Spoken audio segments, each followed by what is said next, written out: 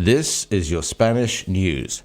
Day briefly turned to night in Spain on Wednesday as the country witnessed its first total solar eclipse in more than a century, plunging it into eerie darkness on one of nature's greatest spectacles.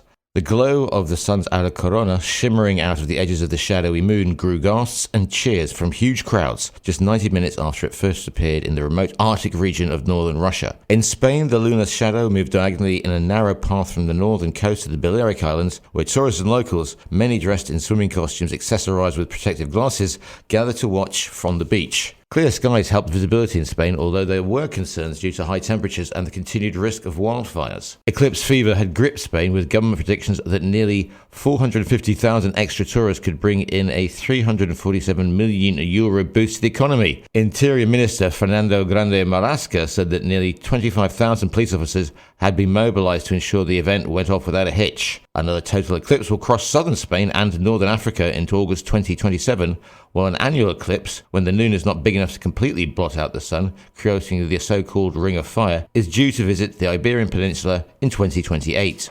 Spanish Defense Minister Margarita Robles stated that the issue of sovereignty over Ceuta and Melilla is not up for discussion. This was Madrid's response to Morocco's latest territorial claims regarding the two Spanish enclaves. Robles emphasized that any threat to Ceuta or Melilla would be considered a threat to Spain. The country's foreign ministry also stated the territorial integrity of the state has not been and will never be up for discussion.